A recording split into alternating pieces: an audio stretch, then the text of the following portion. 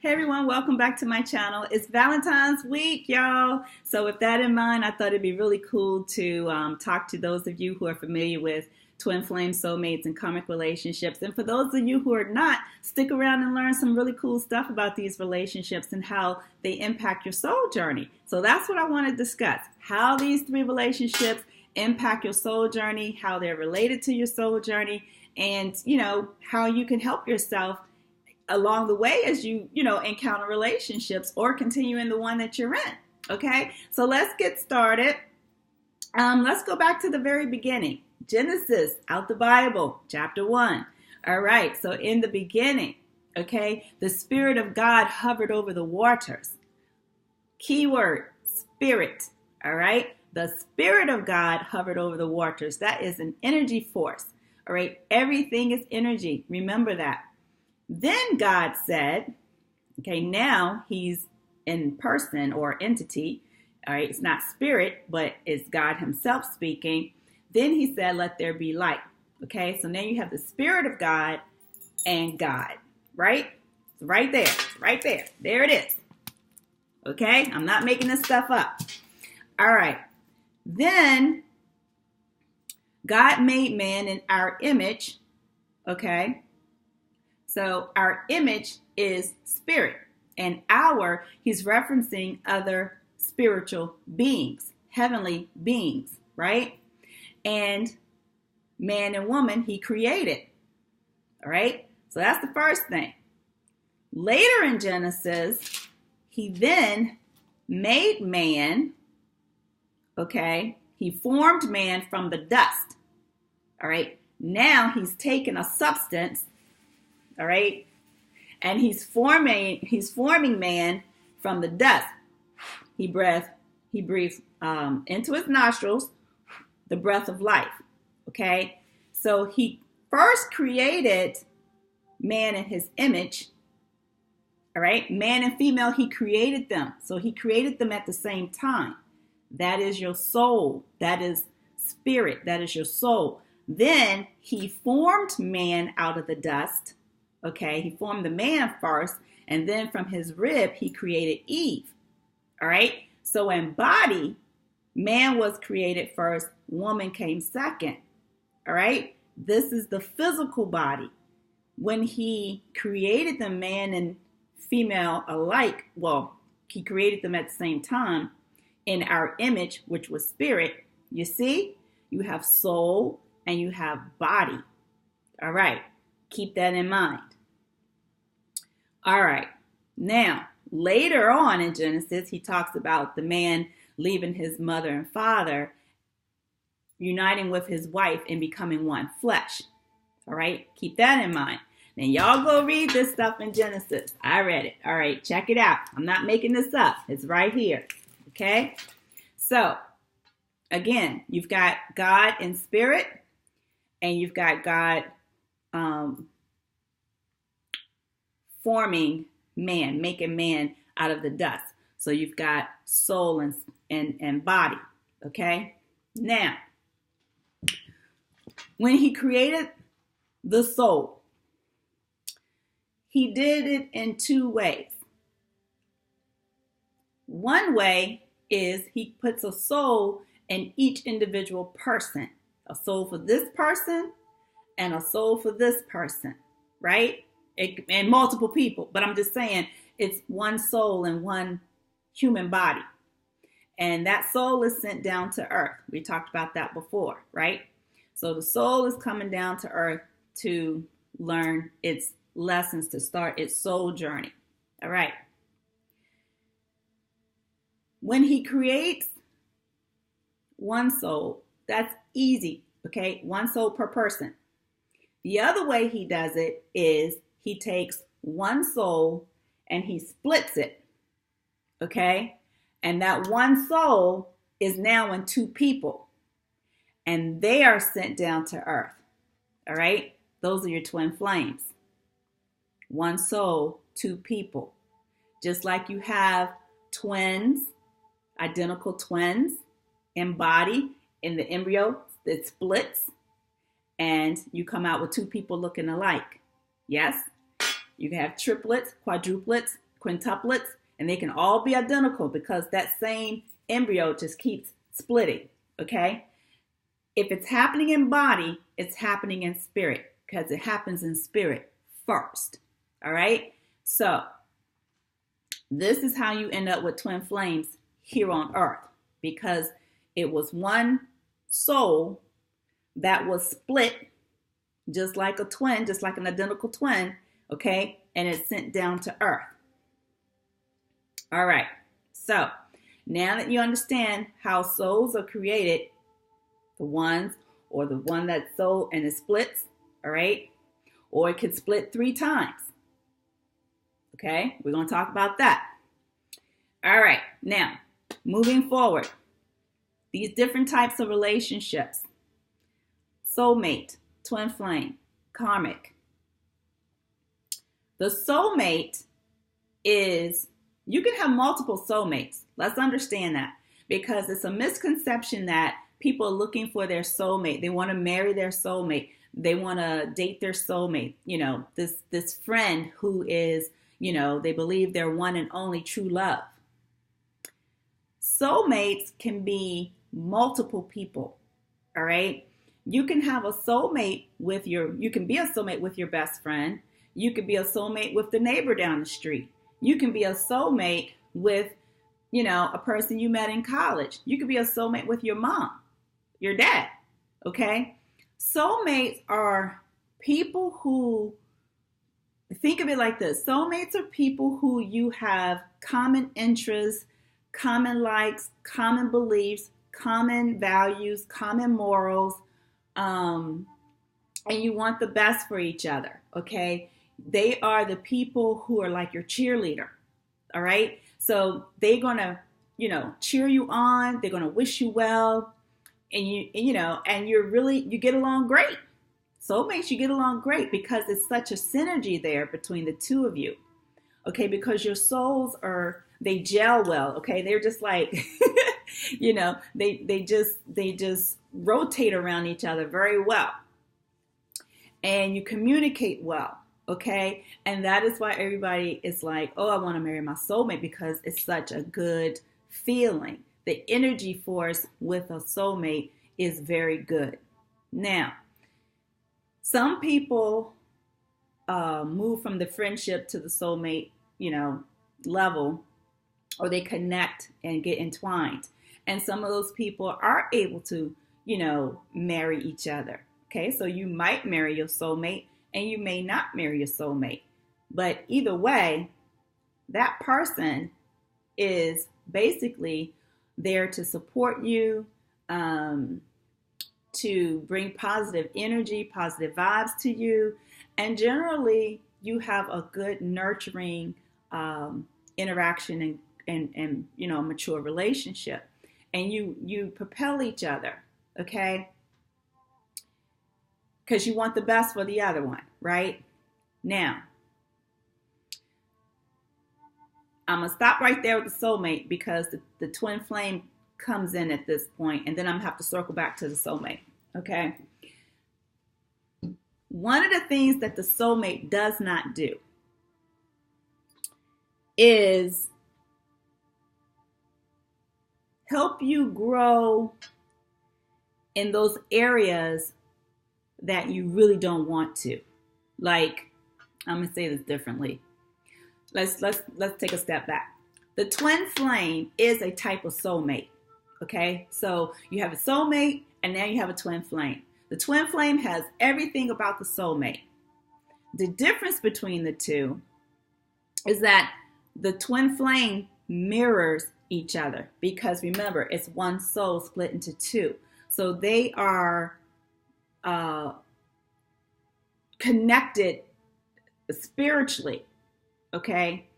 The soulmates are not that same spiritual connection. They don't have that same intensity. That's the word I'm looking for to tell y'all this stuff, okay?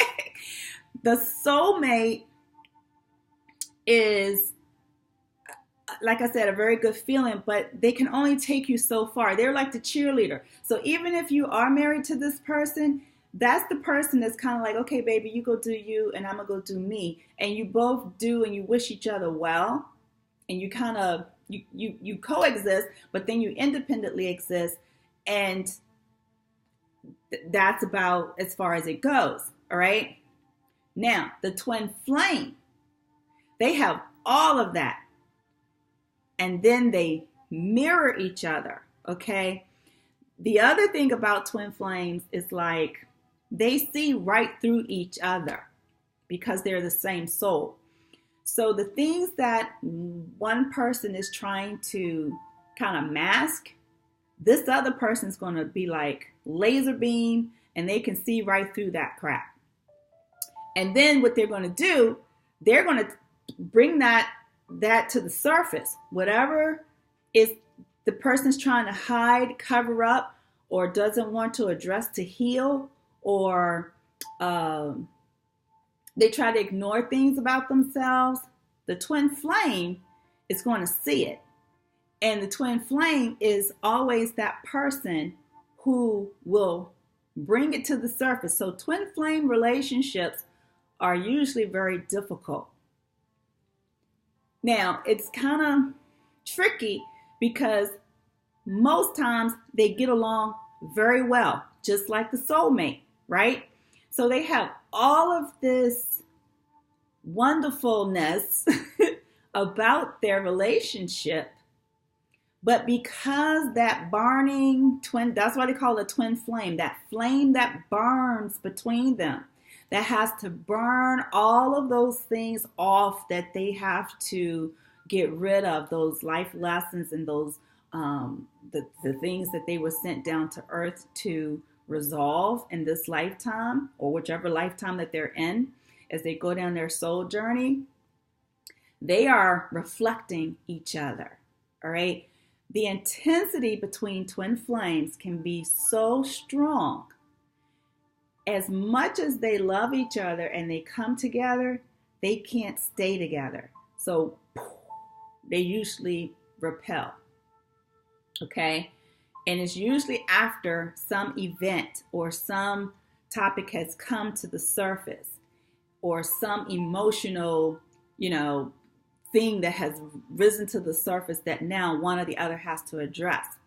And they kind of get I want to say kind of mad at the other one because usually the other one has brought it out of them and now they have to go work on it, or they're going to go try not to work on it. But the only thing that's going to happen with time, they're going to come back together again. Twin flames always reunite. It could be years, years that they go without seeing or talking to each other. And they will know what the other one is feeling because they are the same soul. They will feel them, okay? They're like empaths to each other. They can feel them. They can sense them. They can visualize them. They can really send telepathic messages to each other. One will know when the other one is thinking about them and vice versa. That's how connected twin flames are. So these separations that they have are really illusions, okay? But it has to occur because they have to grow. Now, or heal, okay? And I say growth, I mean like grow, work on those lessons learned. It could be a healing process, whatever it is. Generally, they go through that process without their twin. Now, some people are like, oh, I want to marry my twin flame. I want to be, Usually twin flames are not going to be together like that. That's going to be your soulmate, okay? Twin flames, it's like they can separate for months. Like I said, weeks, months, years. And I'm talking years, 5, 10, 15, okay, a long time. And when they see each other, it's like nothing, like time doesn't exist. Time is an illusion. It has no beginning and end with them. Okay.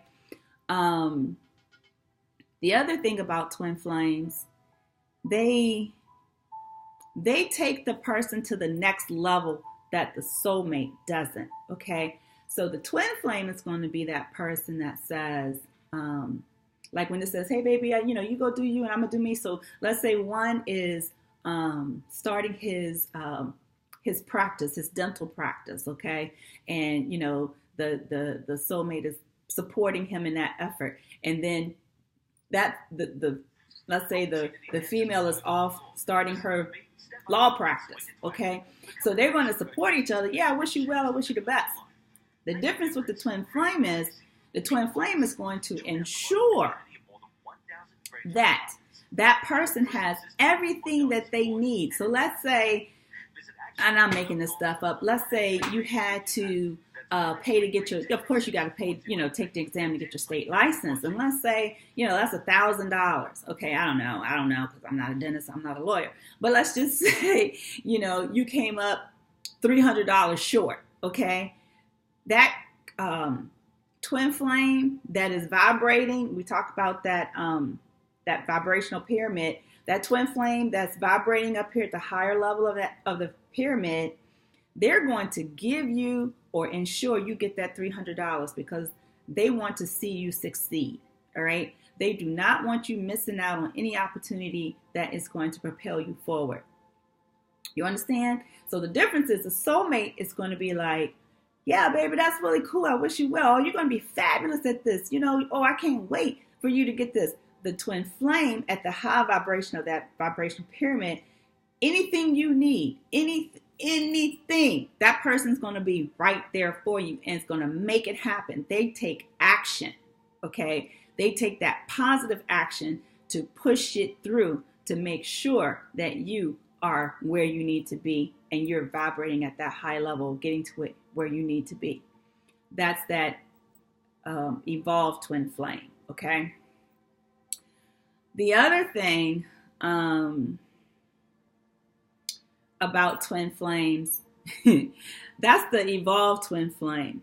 Then you can have the false twin flame, okay? Now, a false twin flame will mirror you or appear to mirror you, but the difference is the twin flame, he or she is your twin flame, but they have not evolved. They have not healed. They have not grown. They are very in their basic primordial energy. They are way down in their root chakra.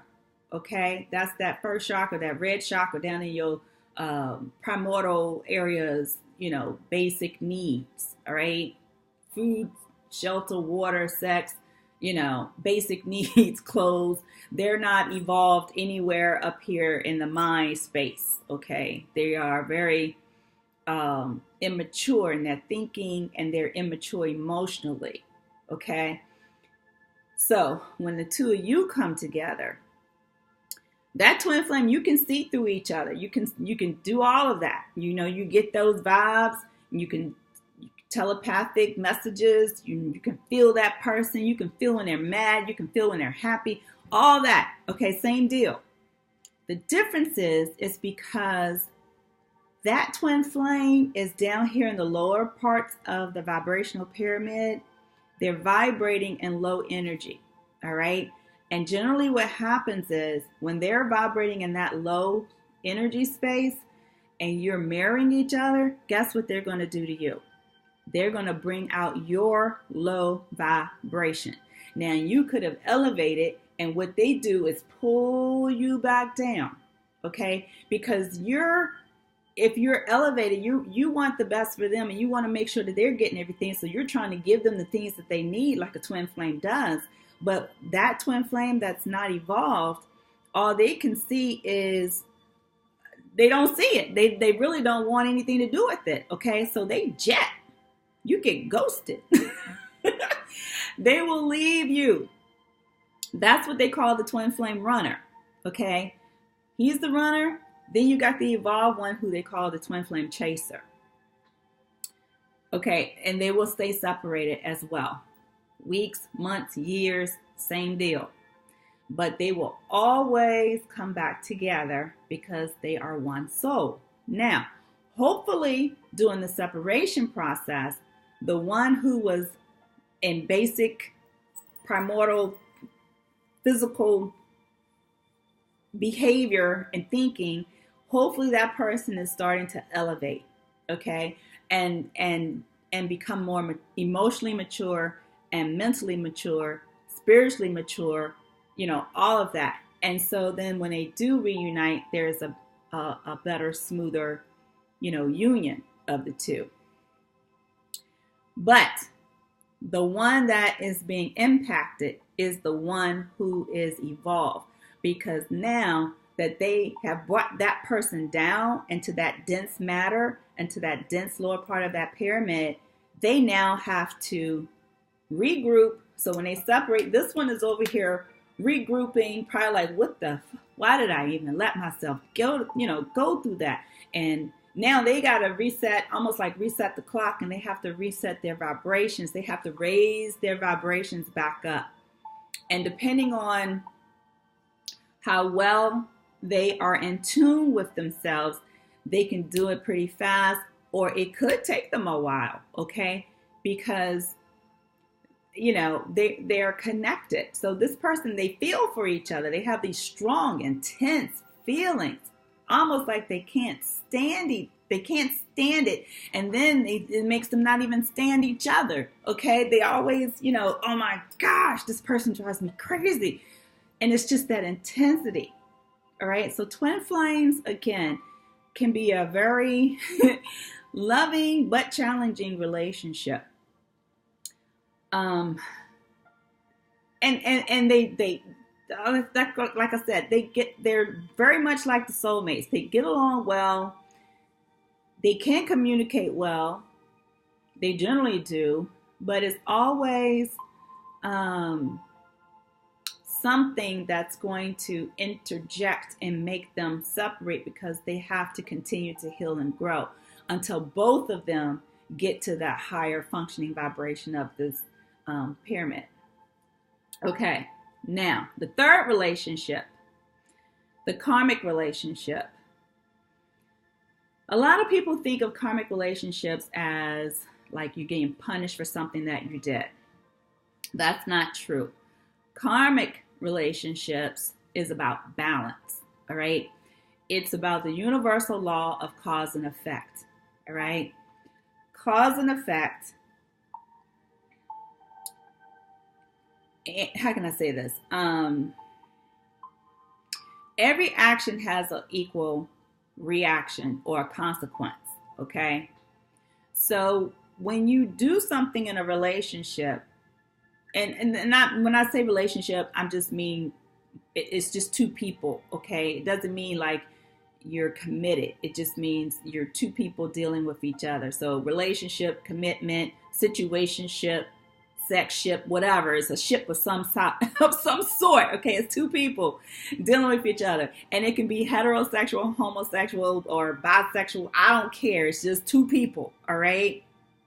It's the energy of two beings, okay? Same sex, whatever. Whatever. It's two people, okay?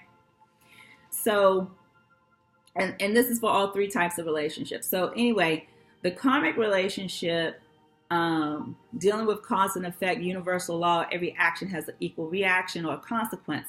So whenever you do something in life, when you're dealing with people, that is a partnership relationship of some sort.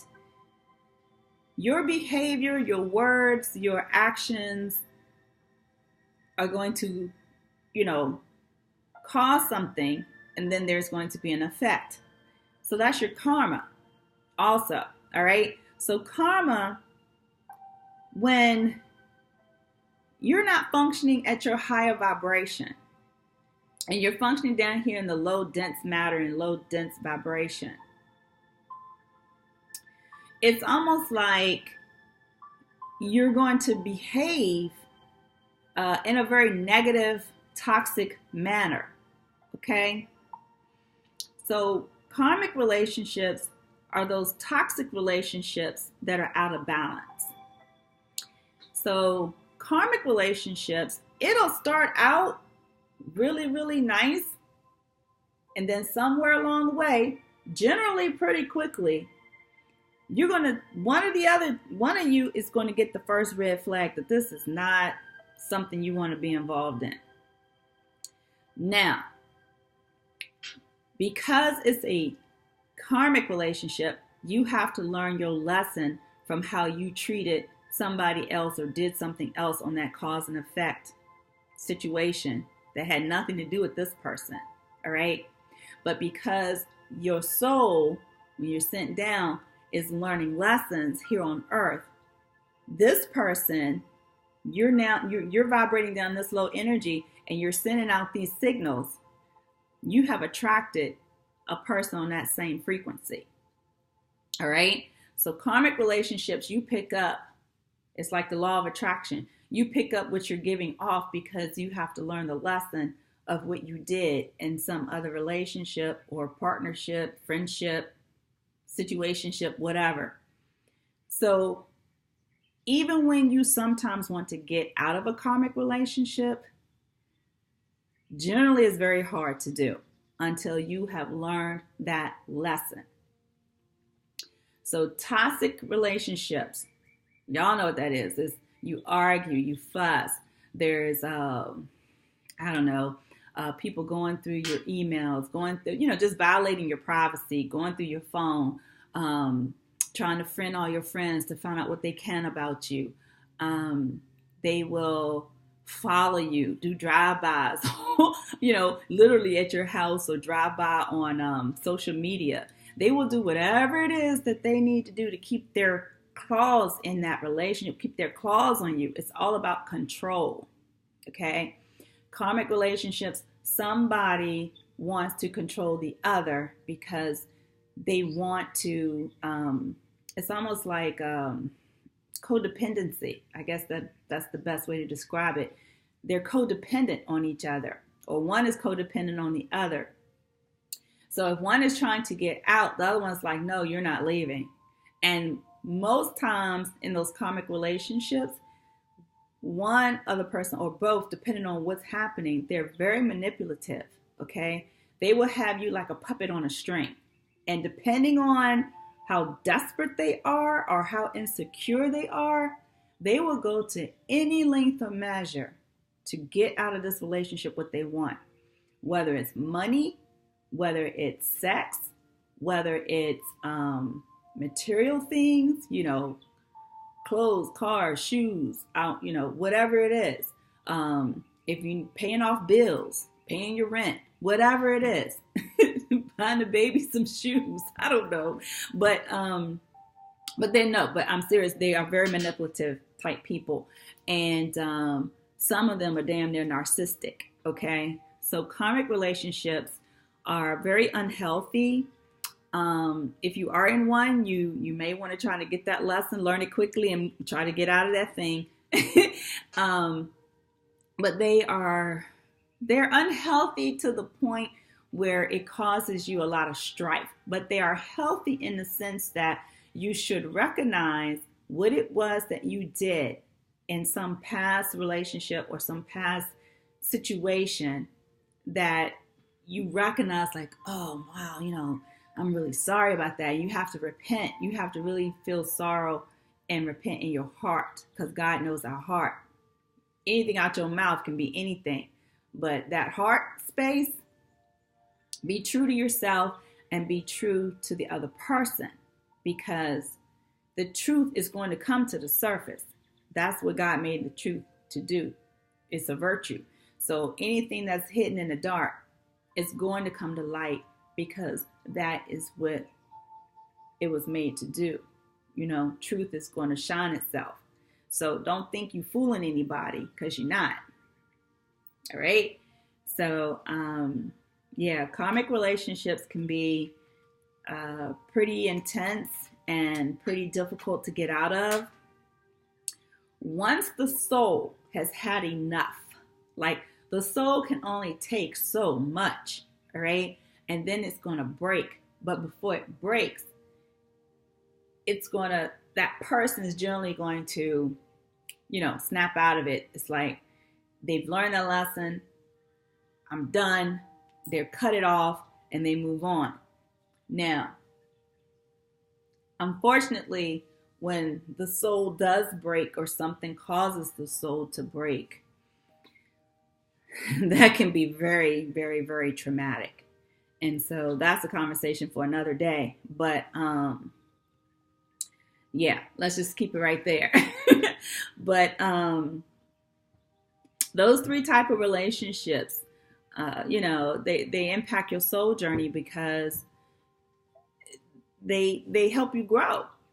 All of it's for your good. All right, all of it's for your good. It's just which path are you going down, and what lessons do you need to learn, and how quickly will you learn those lessons? How mature will you become emotionally, mentally, spiritually? That when you encounter the next person, or even if you have to backtrack and apologize and make amends with the person that you hurt before, whatever it is, you have to grow as an individual. Okay, you have to grow as an individual. As you address these relationships and these heart-centered matters, matters of the heart, just be mindful that all of this in your heart space is your heart chakra, okay? Your heart chakra, and we talked about this before, there are 7 chakras in the body. It's the Kundalini system of energy that runs through the body like this, straight up the spine, all right? So your heart chakra is where you get compassion and love. So a person whose heart chakra is closed, all right, that's typically a person who is down in this low vibration, all right? Their heart chakra is closed off. So until they have worked and healed to open their heart chakra and that heart space, it's going to be very difficult for another person to really come in and get in their heart. If they do, it's going to be one of those karmic relationships. It's going to be very toxic because this person is so closed off. Love scares them or love hurts them, whatever it is, or they're insecure of themselves. You know what I'm saying? That heart chakra is going to be closed off. So if you are a person and you know that is happening to you and you want to work towards opening your heart chakra so that you can let love in, okay? Let these people in who have been trying to help you, or, maybe you want to just be able to just live free of whatever pain that's in your heart and in your spirit. Then work on clearing your heart chakra, okay? Work on opening up your heart chakra because the energy there is healing and peace, okay? So love and compassion is the element. Healing and peace is the energy. So when you need that energy force to help you move up that vibrational pyramid, okay, in order to love and be love, you gotta give love, okay? It's the law of attraction. You're gonna attract what you give out. So if you're giving off vibrations of love, you're going to attract vibrations of love. If you're giving off vibrations of toxicity, you're going to attract toxicity. Now, the difference is if there are people who know you and want the best for you, and you can draw those people, you can suck those people right back in. But if that person is an elevated person and you're down here in this low vibration, you're going to clash because the two cannot coexist. Okay? This person is probably going to get pissed off and leave. And this person's going to get pissed off and can't even get up to their level, and then they're going to leave. Either way, it's going to be a clash and a separation.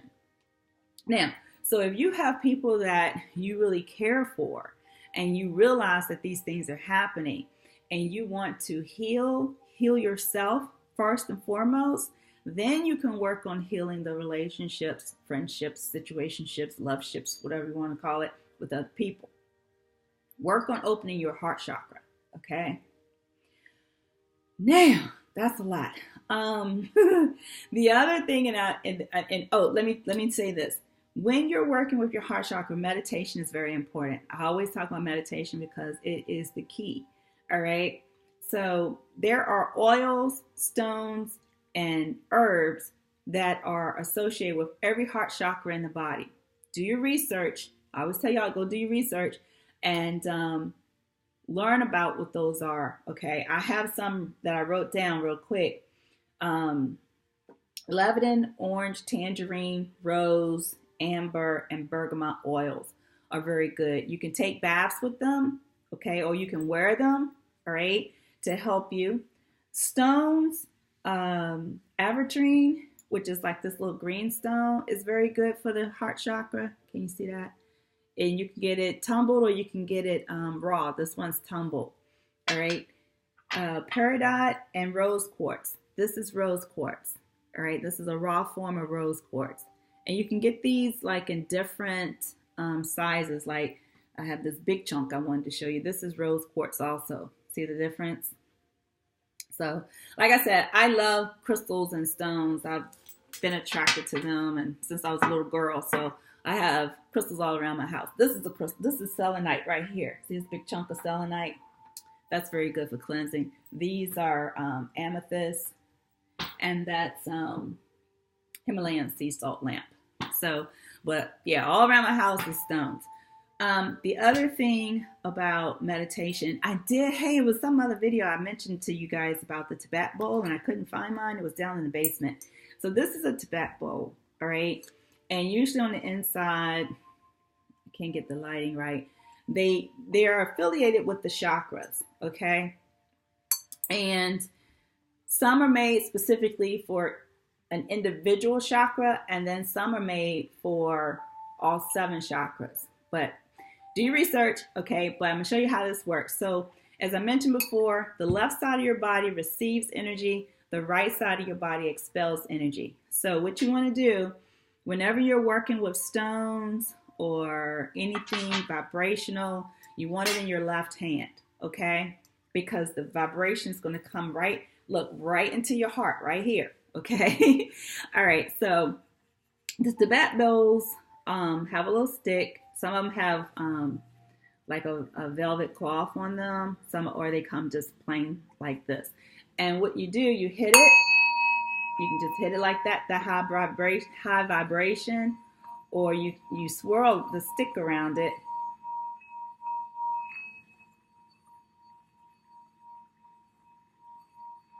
You hear that?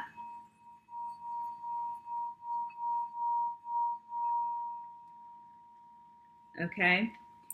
So that vibration, and I can make it sing louder, but that's just a demo. But that vibration goes straight into your body. And when you meditate, you listen to that sound and it will help you. It will definitely help you and send your energy, your inner energy forces. What am I trying to say? It will help align your energy sources. That's okay. I'm getting tired, y'all. All right. The last thing, there are candles that are made for certain areas of the body. Okay. Certain areas of your chakras. This is like for your heart chakra. Again, it's green because the heart chakra is green. Each chakra has an associated color with it. And this was I was surprised. I got this at the like this little store. I was surprised to see this little store. But anyway, or you just make sure it's a heart chakra. It depends on how they make these candles because they put the oils in them for that particular chakra. Most time green candles are also associated with money and good fortune. So like rue candles, green candles, if you want to work on your money, that's another video for another day. All right. So anyway, lastly, I'm going to close this out because this video is getting kind of long. If you want to continue to work on your healing of your heart, love, compassion, anything like that, you can also work with the Archangel Zaphiel. Zaphiel. I always leave out the K in his name. So anyway, Zaphiel. Zaphiel is the Archangel of sacred love, okay? So he deals with compassion, romance, ecstasy, and surrendering. Like sometimes you got to surrender in these relationships and heal and know when to get out, okay? And Yeah. Uh, what else? There was one other thing I wanted to talk about, so I'm going to put it in here, really fast. The love languages. So there are 5 love languages, and I got this book. This book was so, you know what? I didn't even see when the copyright. This is an old book by Gary Chapman. Let me put my glasses on because I can't see anything. Oh goodness, this was from 1992, 1995, and 2004 were the copyright dates. So anyway, this is a very good book, The 5 Love Languages. I got this years ago. I think I got it in like 92, 93. But it's a good book that explains how we communicate with each other in our love languages, because we don't all communicate the same. And that's where we get into a lot of trouble also with relationships. So there are 5. So I'm going to just run them down. Words of affirmations. So like some people just like to be told, you know, like, oh, you look good today, baby. That's a nice outfit. Or, you know, oh, you did well, you know, great. You know, they just want words of affirmation that's their love language. They love to be affirmed, you know.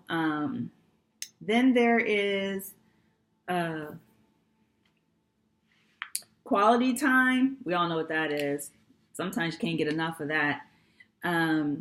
Receiving gifts. There are people who like to receive gifts as a way of love expression, you know.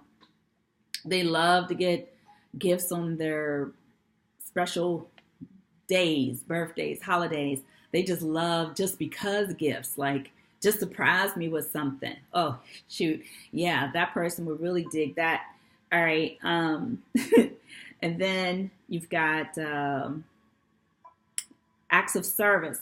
So there are some people who like for other people to do things for them. Okay. Like right now, it's been snowing and everything, and people who like acts of service, if the person you were with probably took your car to go get it washed and get all that salt and all that dirt and stuff off your car, people whose love language is acts of service, they will love you for that. You understand? So just doing things. In the summer and the spring, something's broke out in somebody's yard and they come over and they fix it. If that person's love language is acts of service, they're going to really appreciate you for that. And then the last one, physical touch. Okay, we all know what that is. Everything from just touching a person, massages to the il na na. Okay, there's just some people who love physical touch, and that's their way. They don't talk. They talk, but you know what I'm saying. They're not going to give those words of affirmation. They're not going to come with a bunch of gifts and flowers or whatever. They're going to come with the physical stuff. All right. So yeah, so just be mindful of the person that you're with and think about what is their love language. You know, maybe some of the friction, or when you start doing these things with each other, you're not speaking each other's love language. So work on that. You know, women are always telling men y'all don't communicate enough. Maybe it's just you got to figure out what the communication is that she needs. Okay, it's definitely going to fall into one of these 5 categories, and then, you know, you guys try to get that alignment. Same thing with women to men. Women need to change sometimes their expectations of what that man is doing, because he's speaking a different love language than she wants. So women have to be flexible as well, and, you know, try to line up with how that man communicates, and things should get better. All right. So that's it, you guys. As always, hit me up with questions or comments. Click the like button, click the subscribe button so you know when I have new videos out. And that's it. Happy Valentine's week. Happy Valentine's Day when it gets here. And enjoy yourselves. Have fun. Be safe out there, because a lot of crazy people out there. So just be aware of your surroundings. If you're out drinking, driving, and all that stuff. Well, you shouldn't be drinking and driving, but you know what I'm saying. If you're drinking and you're walking to the car, just be aware of your surroundings, because it's a lot of crazies out here, especially for ladies. All right. All right, you guys. Toodles. Ciao now. See you next video.